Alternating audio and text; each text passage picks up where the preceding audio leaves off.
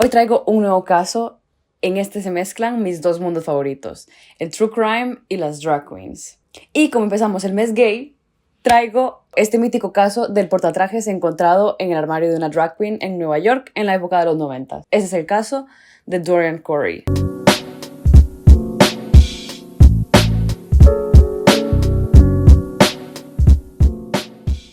Yo soy Sofi, en todas mis redes puedes encontrarme como Reina Pepiada y hoy, como he dicho antes, voy a hablar del caso de Dorian Corey y lo que se encontró en su armario después de su fallecimiento. Para el make-up de hoy, quería hacerme algo súper colorido, obvio, pero no sé si me va a salir, así que bueno, No me voy a rayar con esto, que salga lo que salga.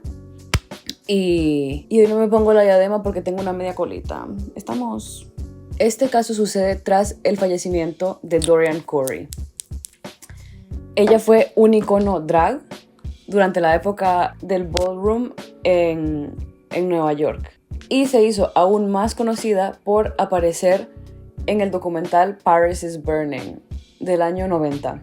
Y aprovecho para súper recomendar este documental. De verdad es súper completo y es sobre toda la subcultura drag del ballroom. De esa subcultura viene el voguing y el documental destaca la desigualdad a la que se enfrentaban las personas LGTB, negras y latinas en Nueva York en la época de los 80, de los 90 y pone a la luz el talento que tenían, porque era, de verdad, es una fantasía. De verdad recomiendo un montón este documental para que vean de dónde viene el drag, que ahora se está haciendo más mainstream por programas como RuPaul's Drag Race, pero realmente viene de esta subcultura de ballroom y de una época de mucha desigualdad.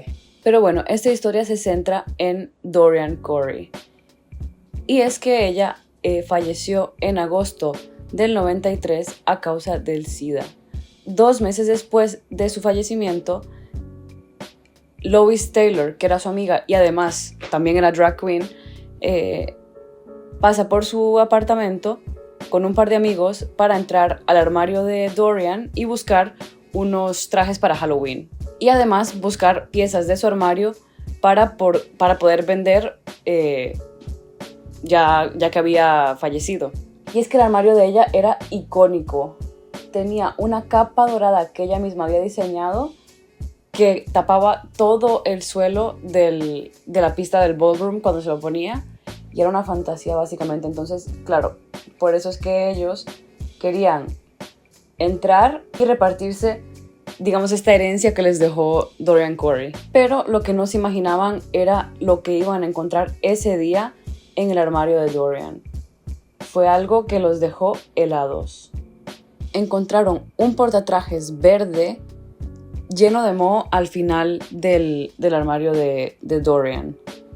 Cuando ellos quisieron abrir este portatrajes, no podían. O sea, vieron que no tenía ninguna cremallera, que no tenía botones, que era como muy raro, porque pesaba un montón además. O sea, la amiga de Dorian, que fue, dice que ella no lo podía levantar, pero que sus amigos, que eran 2 chicos, tampoco. O sea, que realmente estaba súper pesado. Entonces lo que decidieron hacer en ese momento fue coger unas tijeras y romper el portatrajes para abrirlo. Y según empezaron a abrirlo con las tijeras, empezó a emanar un olor fétido.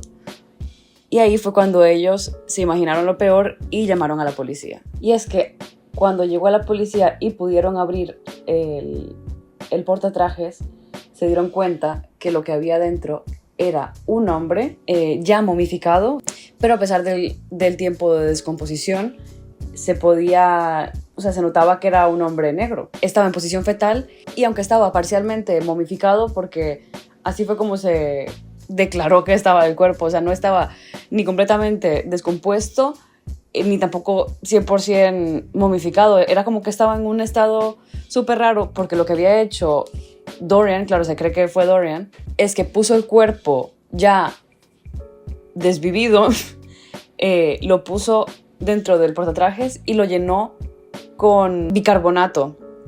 Entonces, ¿eso qué hizo?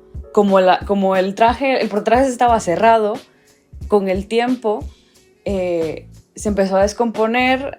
Ay, no. Entonces, al estar cerrado, no recibía ningún tipo de aire, es como que el cuerpo se estaba descomponiendo y al mismo tiempo momificando. Hubo un tiempo en el que se dice que estaba como flotando en sus propios fluidos hasta que poco a poco se fueron solidificando. Entonces estaba como en ese estado entre sí y entre no, que me da mucho miedo. Entonces, al estar en ese estado, los investigadores fueron capaces de sustraer huellas dactilares, aún estando así como medio momificado, pudieron extraer las huellas dactilares. Y así se identificó al cuerpo como perteneciente a un hombre que se llamaba Robert Worley. Los únicos antecedentes que se conservaban de Worley eran penales. Fue detenido por violar y agredir a una mujer en 1963 y estuvo 3 años en la cárcel por este crimen. Según la mayoría de testimonios, él estaba súper alejado de su familia en este punto. O sea, para el año 93 que encontraron el cuerpo, lo que testificaron sus familiares es que no sabían de él desde la época de los 70. O sea, llevaba mucho tiempo sin comunicarse con nadie de su familia. Además, cuando abrieron el portatrajes, dentro tenía como chapas de cerveza, de esas que quitas de la lata de cerveza. Se cayeron al sacar el cuerpo y al hacer la investigación se determinó que estas chapas pertenecían a cervezas que estuvieron en circulación en Estados Unidos en los años 60 y 70. Es por eso que los detectives llegaron a la conclusión que el fallecimiento de Robert Worley se dio 20 años atrás de cuando lo encontraron, es decir, en la época de los 70s. Y lo que tenía el cuerpo era un impacto de bala en la cabeza. Entonces fue producto de eso. Ante este misterio, porque la verdad solo la conoce Corey y se la llevó a la tumba, podemos simplemente dar teorías. Vamos a ir de la teoría menos probable a la más probable. La primera teoría, y la menos probable, es que Dorian Corey estuviera protegiendo al verdadero asesino. Y es que entre las fechas probables de la muerte de Robert Worley, Corey se había mudado de una casa a otra. O sea, es decir, ella vivía en otra casa y se mudó en la que está, pues se encontró el cuerpo de Worley. Entonces, existe la teoría de que cuando ella se mudó, ya estaba ahí el cuerpo y simplemente no dijo nada para no llamar la atención. Porque es mucho menos probable aún que de una casa a otra arrastrara un cuerpo. Vamos con la segunda teoría, que es más creíble que la anterior. Y es que Worley, como tenía antecedentes penales, se creía que se metió a la casa de Dorian Corey a querer robarle. Porque también la zona en la que vivía Dorian era una zona súper peligrosa. Vivía en la zona del Harlem en los 90, que fue como el boom de la criminalidad en esa zona. Es que la directora del documental Paris is Burning, que mencioné al principio, recuerda que cuando fue a la casa de Dorian Corey a grabarle, durante esos días escuchaba un montón de tiroteos fuera, o sea, en las calles donde estaba su casa. Entonces la teoría es que, claro, que este señor entró a la casa de Dorian a querer robarle y ella guardaba una pequeña arma de calibre 22, doy así las pistas, y que con esa arma se habría protegido ante tener una persona en casa que le quería robar. Además, hay una cosa que pasó allegedly, como dicen en Estados Unidos, que es como supuestamente, bueno, en Estados Unidos en inglés, allegedly existía una nota adjunta al portatrajes que ponía: este pobre hombre entró a mi casa e intentaba robarme. O sea, como que fue la nota que ella dejó después del desvivimiento, para que se encontrara cuando se tuviera que encontrar.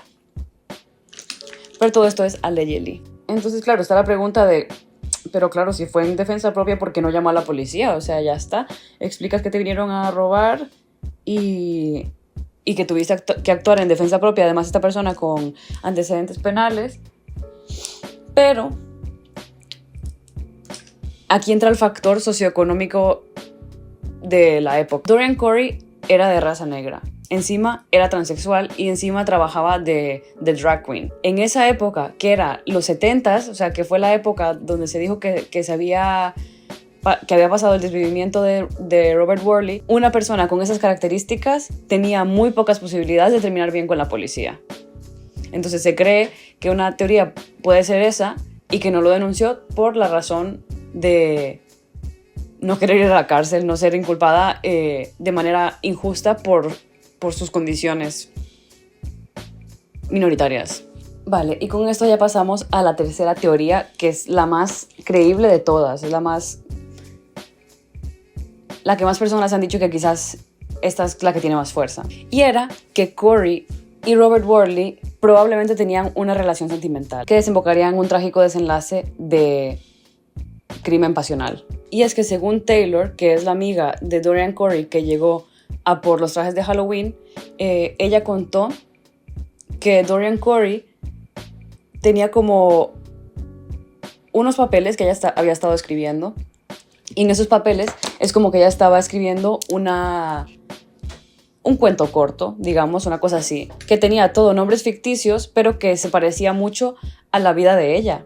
Y en este cuento corto, ella contaba la historia de una chica transexual que terminaba por asesinar a su pareja porque éste la presionaba a hacerse la operación de reasignación de género. Y es que Corey ya se había puesto los implantes mamarios y posiblemente estaba tomando también hormonas femeninas.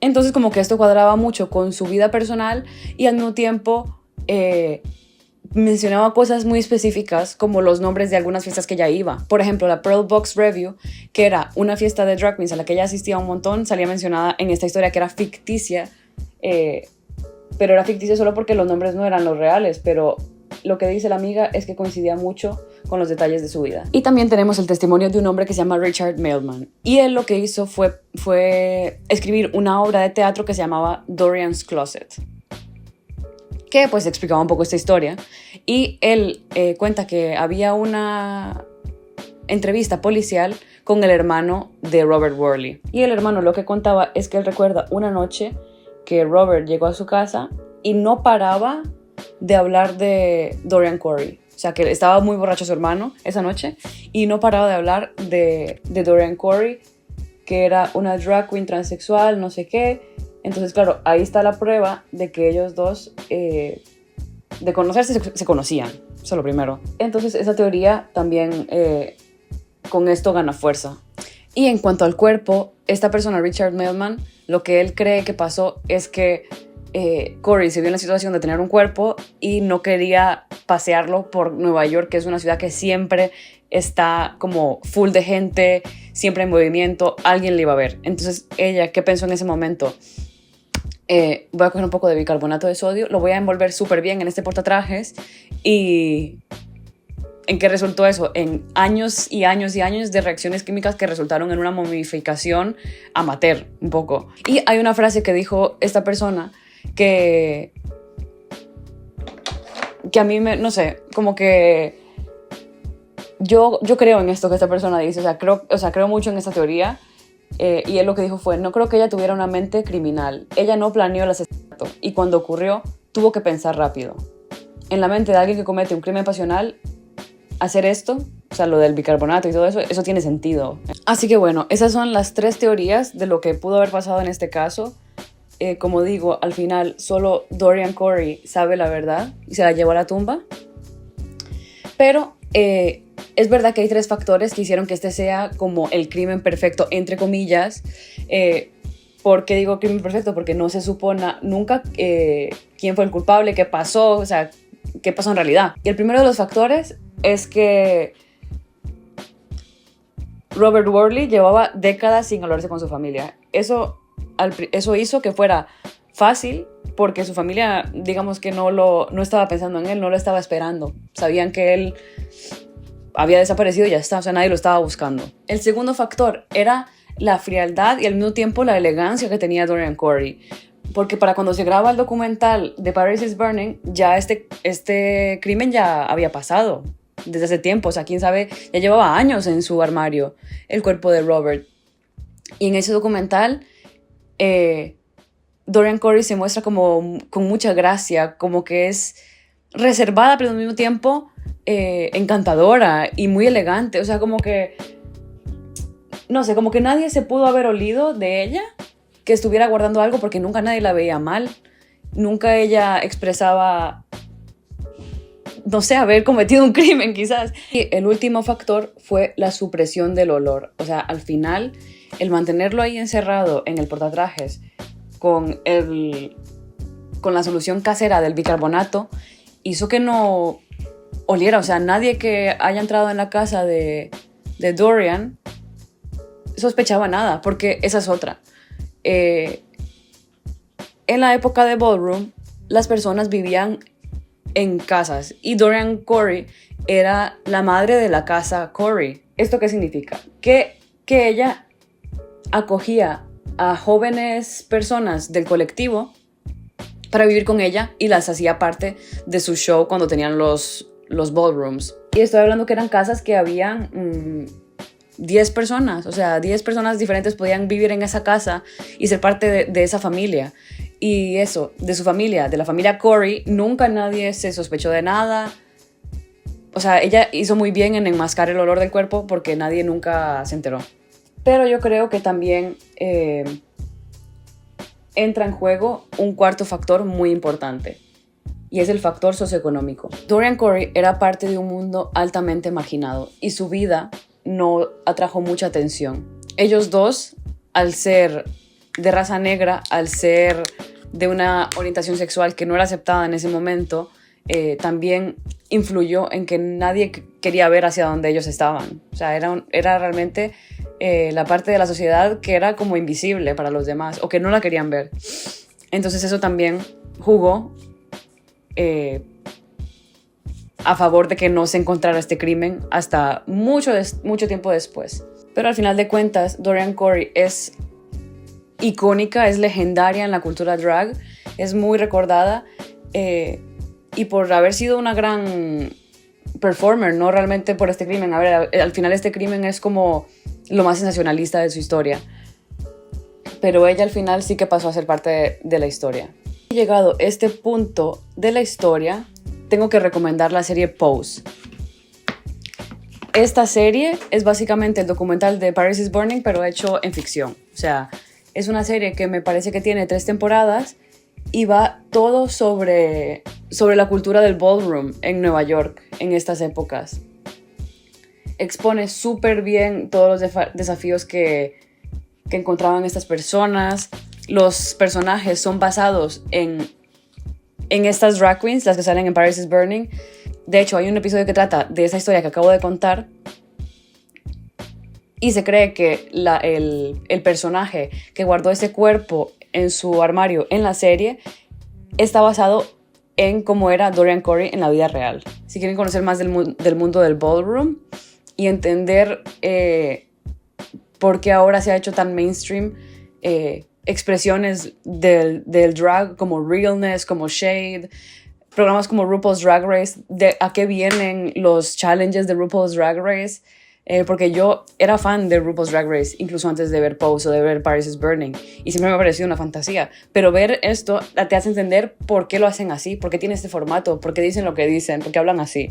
Entonces es una súper fantasía, yo lo recomiendo. Nada, ese es el caso de hoy. Hoy he terminado de contar el caso antes de terminar el make-up. Esto es algo nuevo para mí. Me lo voy a terminar fuera de cámara y voy a regresar para terminar el vídeo. Y bueno, ya estoy lista. Así ha quedado el make-up. No te voy a mentir, me obsesiona. Y quizás me lo haga para el Pride, de verdad, está muy bonito, me gusta un montón. Y nada, sé que también esta era la perfecta oportunidad para yo hacerme drag makeup mientras contaba el caso, pero tengo poca fe en mí para hacerme un drag makeup y que me salga bien. Además no tengo pelucas, porque creo que necesito una peluca.